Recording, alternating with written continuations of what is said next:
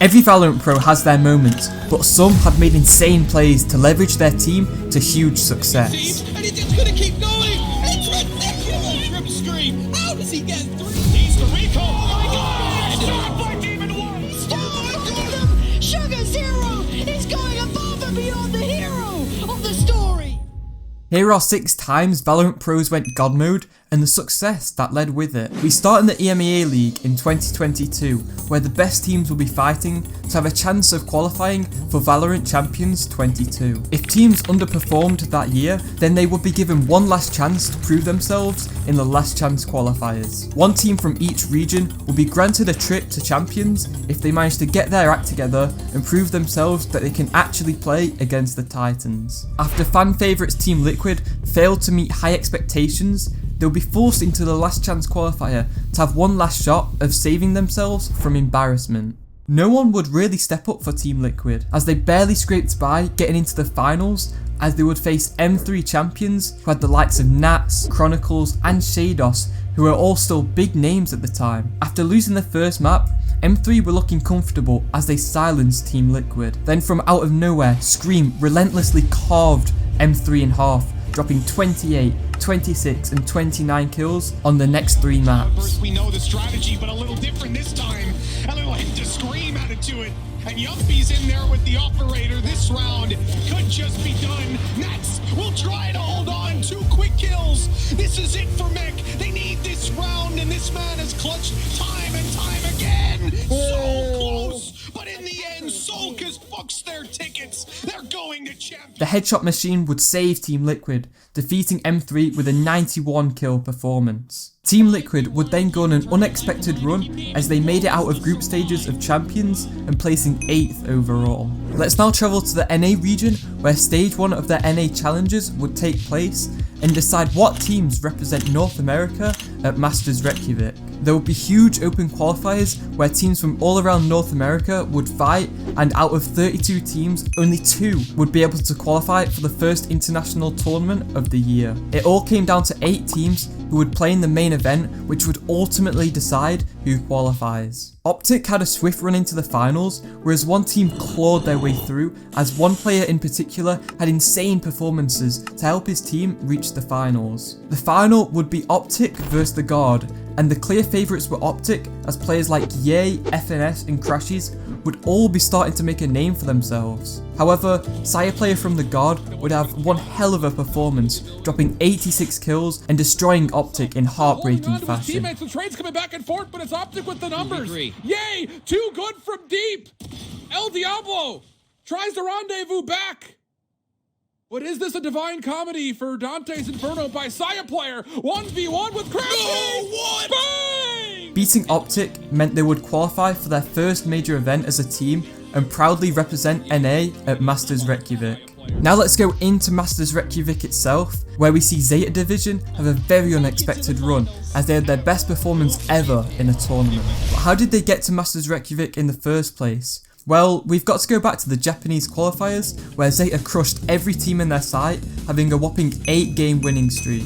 After beating Crazy Raccoon in the finals, they would qualify for their second major tournament ever. Their first major tournament was at the end of 2021 in Berlin, but had a very early exit, losing their first 2 matches. They entered Masters Reykjavik with little to no expectations from anyone, as they lost their first match to DRX. Fnatic would be their next opponents to completely wipe Zeta from the tournament, but they hadn't given up just yet. The IGL of Zeta, Sugar Zero, would stand out from the crowd, as he had a monster of a performance, beating Fnatic and dropping 60 kills against Ninjas in Pyjamas to get themselves out of the group stage. This alone was a huge performance from Zeta, as they were the first Japanese team ever to make it to the playoffs in an international event. They would face defeat again after the first game of playoffs, but never gave up hope, as they fought endlessly through the lower bracket, eliminating big teams like Team Liquid, DRX and PaperX, where Sugar Zero would consistently have insane games. It's gorgeous! It's perfect from Sugar Zero! Have it all on the plate.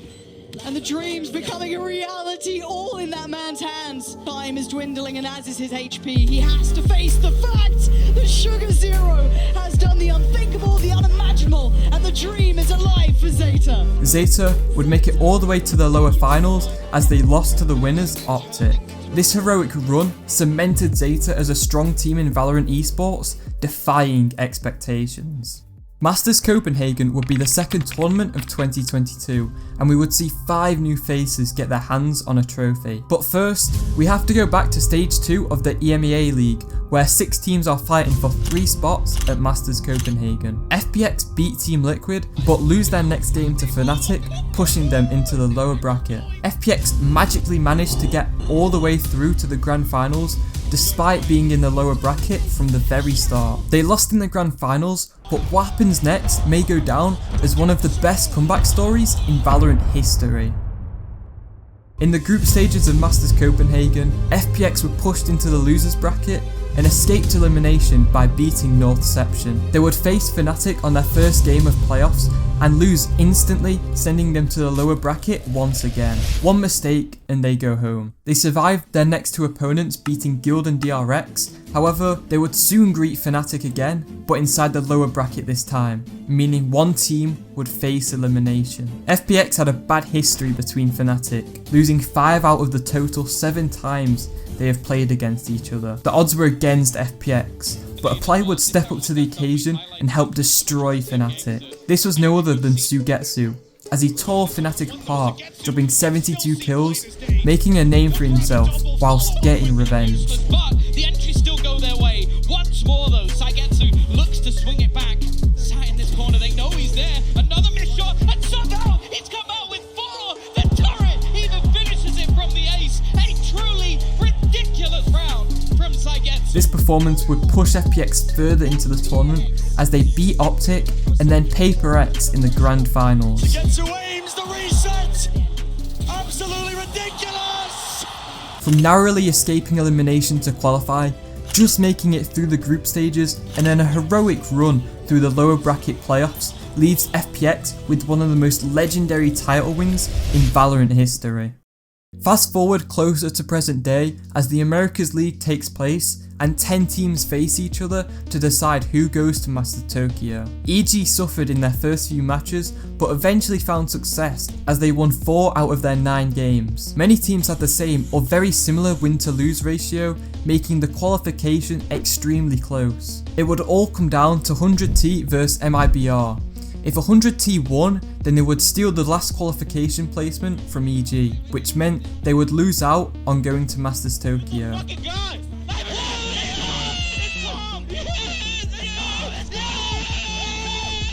Luckily, MIBR beat them, which put EG into the playoffs. 6 teams now would all be competing for 3 spots at Masters Tokyo. EG did not have it easy, as their first opponent would be against a fierce NRG team, and this was the moment the infamous Demon 1 would start to make a name for himself. With stars at least a recall. Oh my god! Shot by Demon 1! The ball buff was real, as Demon 1 destroyed NRG, clearly showing what he was capable of.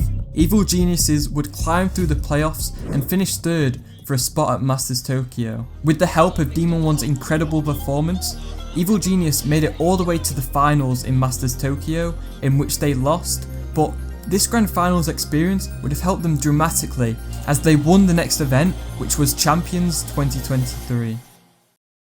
After a horrible 8 losing streak in the Americas League, everyone had lost hope on Crew. The Valorant community laughed and clowned upon them as perhaps being one of the worst teams at the tier 1 level. After a very rough season, they had one last chance to turn things around as they were placed in the last chance qualifiers. Everyone predicted Crew would be the first team to be knocked out, and people memed about Crew's performance. Crew vs MIBR was the first game, and it started on a positive for Crew. An ace on the 3rd round kick-started what would soon to be a miracle run for Crew. As they beat MIBR and would face Furia the following day, momentum was at an all-time high for the Crew team, as Kesnit farmed their next opponents, dropping 71 kills and helping his team through the last chance qualifiers. People were already blown away with Crew's performance, as no one believed they would actually get this far in the tournament. They managed to make it to the grand finals, where yet again, Kesnit had a huge game, dropping 73 kills against Leviathan. He finds one, tree Fly taken, Melter not enough damage to really bring them down, but everybody falling is left up to King, but he will go down. Crew pulling off the miracle. Victory had never felt so good for Crew as they qualified to Valorant Champions 23.